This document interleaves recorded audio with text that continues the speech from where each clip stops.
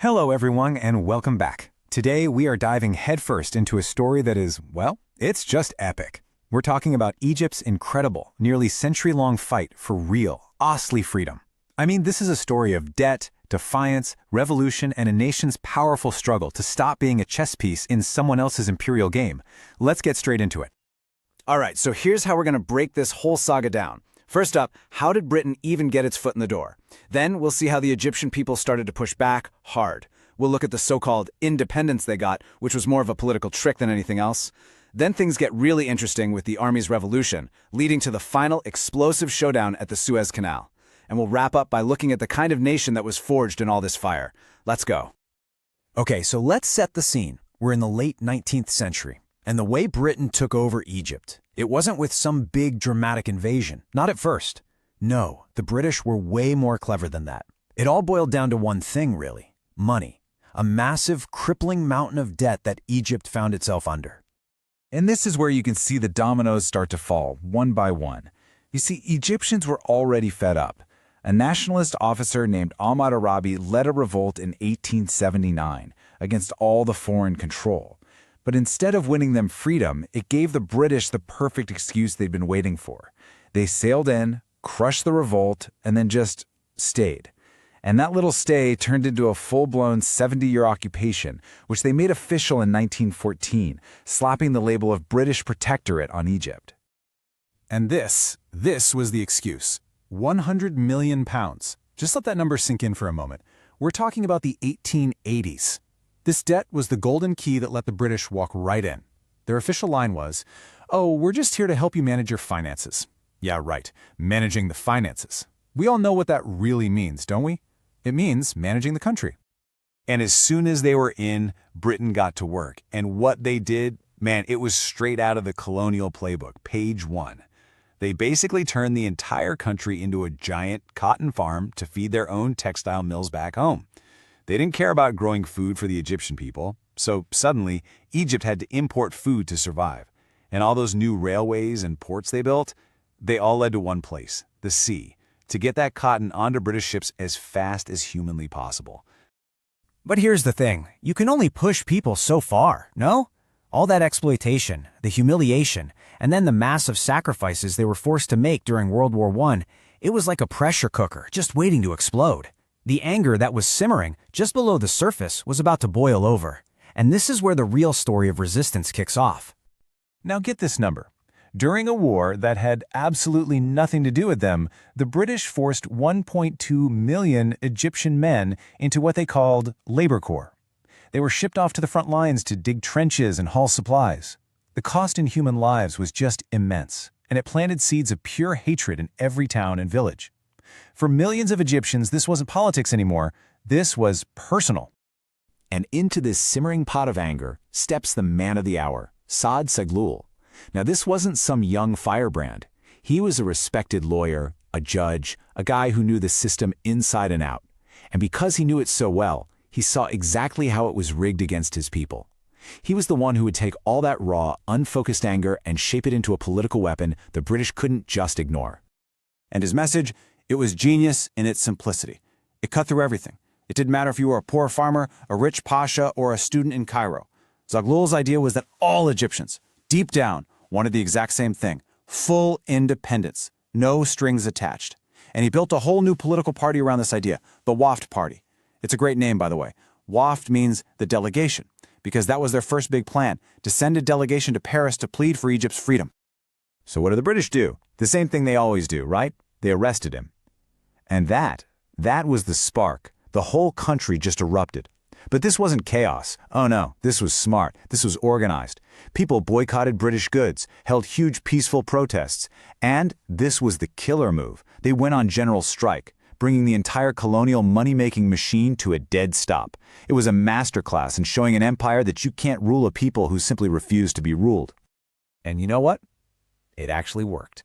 The pressure was too much. The British couldn't handle it.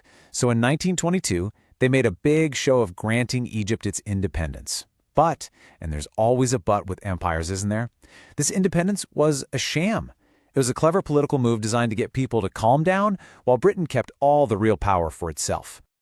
Okay, look at this. This explains the whole scam perfectly.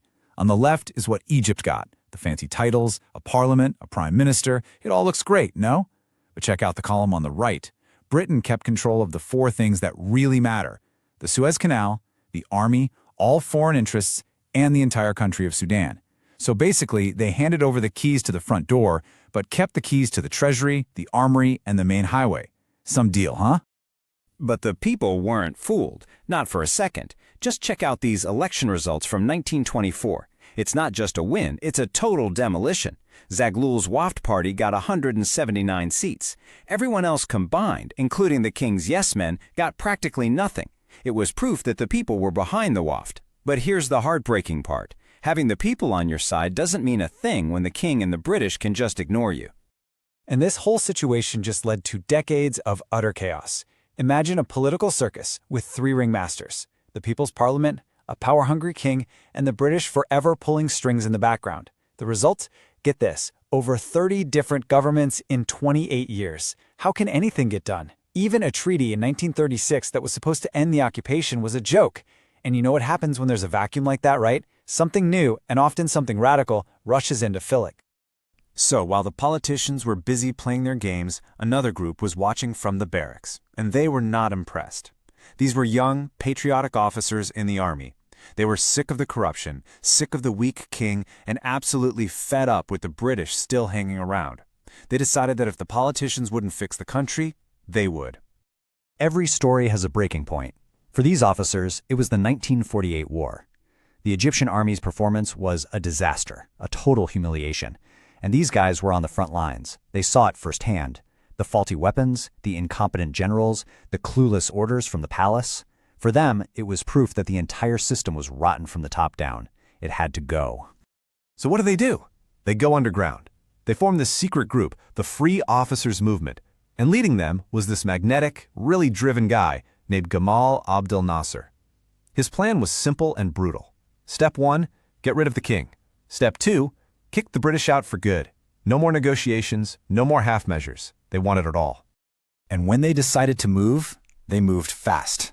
I mean, blink and you'll miss it fast. On July 23, 1952, they took over. It was almost completely bloodless. By the 26th, King Farouk was on a boat, sailing away forever. Poof, just like that. Within a year, the monarchy was history, Egypt was a republic, and a few years later, the mastermind, Gamal Abdel Nasser, was president. A whole new chapter had begun. Okay, so the king is out. A new republic is in. But the final boss battle is yet to come. Because there was one massive symbol of foreign domination still slicing right through the heart of their country: the Suez Canal. It was still controlled by a British and French company. Nasser knew that for Egypt to be truly free, he had to take it back. And that led to one of the biggest gambles in modern history. But you see, for Nasser, this wasn't just about pride. It was practical. He had this massive dream for Egypt called the Aswan High Dam, a mega project that would finally control the Nile's floods and bring electricity to the whole country. One small problem: a dream like that costs a bomb, and the new republic was broke. So he does the logical thing, he goes to the West for a loan. But the US and Britain, they didn't like Nasser's style. He was too much of his own man, too friendly with the other side in the Cold War. They figured, we'll cut his funding. That'll teach him a lesson. Big mistake. Huge. Because Nasser had an ace up his sleeve. Just a week later, he gets up in front of this huge crowd and basically says, "You won't fund our dam? Fine, we'll fund it ourselves with the money from our canal." Can you imagine the scene? The place must have gone absolutely insane. It was this massive, defiant roar at the old empires. Well, Britain and France absolutely lost their minds. They cooked up the secret plot with Israel to snatch the canal back by force. It all happened incredibly fast. Israel invaded, giving the others an excuse to jump in, bombing airfields, landing troops. Militarily, it was a one-sided fight. But politically? Oh, they had screwed up big time. The Americans and the Soviets were both furious, and they forced a ceasefire. By Christmas, the invaders had to pack their bags and go home, completely humiliated. And this is the amazing twist in the story. Egypt lost the battle, but man, did they win the war. Nasser stared down two of the world's biggest powers and didn't blink. He kept the canal. And he became this absolute hero, not just in Egypt, but for newly independent countries everywhere. This one event basically ended Britain's career as a global superpower. And for Egypt, it was the moment they finally became the masters of their own house. So, let's take a breath. After all that fire and fury, after that long 70-year journey, what was left? How did this incredible struggle shape the Egypt we see today, and how does it stack up against other freedom movements? Let's try and wrap this all up. Okay, especially for everyone watching from India and South Asia, pay close attention to this. It's fascinating when you put our stories side by side. I mean, both under the British. They had their heroes, Zaghloul and Nasser. We had ours, Gandhi and Nehru. But look at the difference in method. Our path was defined by nonviolence, but Egypt's journey included a full-blown military coup. And after independence, we chose parliamentary democracy, while they went with a military-led republic. It really makes you think, doesn't it? So many different roads to the same goal of freedom. You know, they say you can't escape your history, and you can really see that here. The centralized state the British built to control Egypt just stayed in place.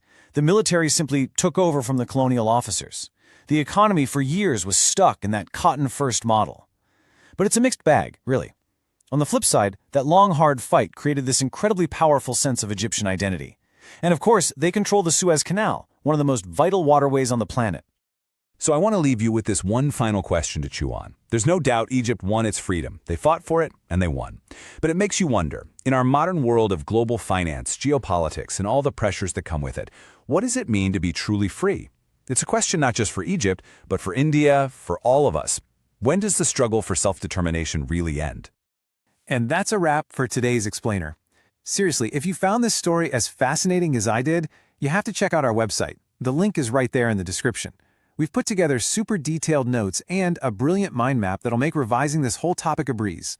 Thank you so much for watching.